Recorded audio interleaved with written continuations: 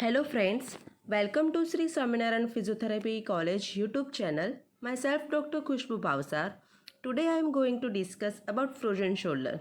Before I start with my presentation, I would like to all viewers subscribe our YouTube channel for the latest upcoming videos. Now start with my presentation. What is frozen shoulder? Frozen shoulder is also known as adhesive capsulitis. It is developed due to insidious thickening and contraction of the articular joint capsule. This can occur idiopathically or as secondary effect of other conditions like trauma, classification tendinitis, or acute cervical spine pathologies. Unfortunately, reason why this disease is occur is not known, but patient who has diabetic or thyroidism like hyper or hyperthyroidism are more risk of developing this condition. Frozen shoulder is divided in three phases. First phase is freezing stage. It is pain dominating phase, most painful stage out of three. Patient complain of pain rather than stiffness, particularly in night. Patient is able to do movement but painful. This, this stage is last around 0 to 6 months.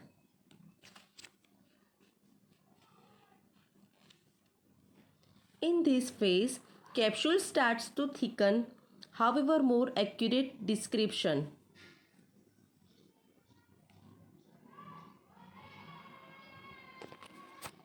Second stage is frozen stage.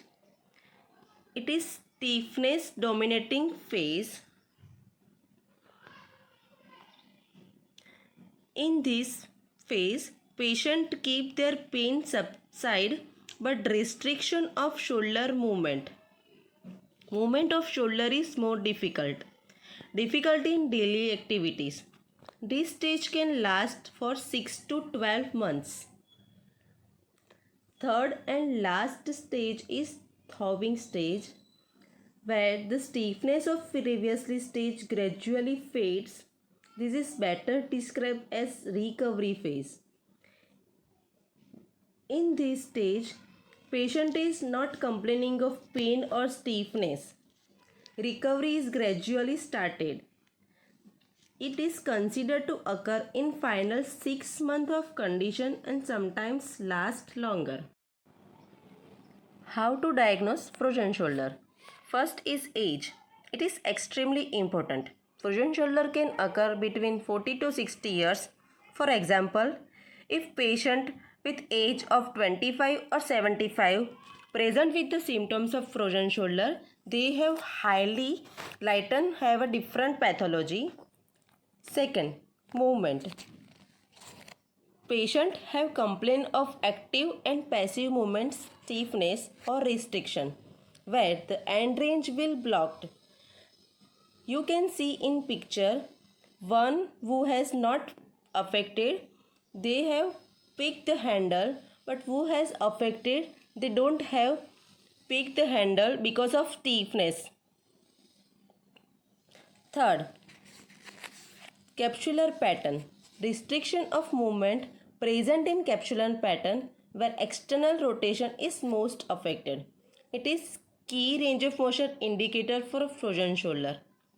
No crepitus is present. Treatment of frozen shoulder. First is Codman's pendular exercise. This exercise is helpful in first stage, which is freezing stage. This exercise is helpful for reducing pain as well as increase range of motion. How to perform this exercise? For this exercise, ask patient to stand slightly forward and with some support. Now tell the patient to hang or relax the shoulder and keep it straight like seen in picture. Then tell about the patient to do movement of shoulder. In first picture, you can see shoulder forward and backward movement. In second, shoulder inward and outward movement. And in third, shoulder rotation movement, which is clockwise and anti-clockwise. Repeat all these exercise on affected side for 10 to 20 times in one time. In starting, do it 10 to 20 times and gradually increase the number of repetition as patient is able to do. Second is active assisted exercise, in which finger walk exercise. How to perform this exercise? Ask patient to stand in front of a wall and keeping an arm's length distance from it. Using one arm, slowly reach out and touch the wall with the fingertips, keeping the arm slightly bent at the wrist level. Now, ask patient to slowly walk the fingers up the wall, moving the arm upward as far as he or she can do comfortably. Walk the finger back down the wall to the starting point. Repeat this exercise 10 to 20 times.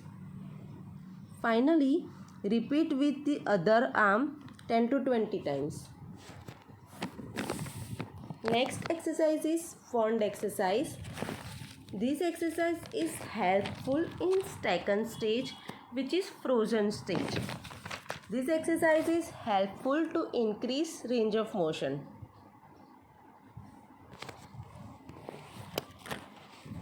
Because in this stage, stiffness is more rather than pain. How to perform this exercise? Ask patient to stand with the support of a wall and hold stick in hand with the two shoulder distance. Tell the patient to do different shoulder exercise, which is shown in picture. Like first is shoulder flexion exercise, second is extension exercise of shoulder, third is supine line external rotation exercise, 4 is internal rotation exercise. This exercise is performed from back side. And fifth is shoulder abduction and adduction exercise. These all exercises are do 10 times and repeat this for 2 to 3 times a day. Now another exercise is towel stretch exercise. This exercise also helpful for increasing range of motion. How to perform this exercise? Use a towel of about 3 feet long. Stand straight and hold one end of the towel with the hand. Slowly bring the towel behind your back and grab the opposite end with your other hand. To stretch your shoulder, pull one end of the towel upward with one hand while pulling the bottom of the towel downward with the other hand. Do this for 10 to 20 times daily. Now, this is shoulder internal rotation exercise with the help of other hand. This exercise is helpful in third stage, which is thawing stage. In this stage, stiffness and pain is less, so patient is able to do all the range of motion exercise by their own. Strengthening exercise. This exercise is helpful in later stage when the range of motion is near normal and pain is subside. This exercise is helpful for the strength of shoulder muscles. It is doing with the help of TheraBand. These are some exercises which are performed by the patient at home also. Thank you. Don't forget to like, share and subscribe our YouTube channel for latest upcoming videos. Thanks for watching.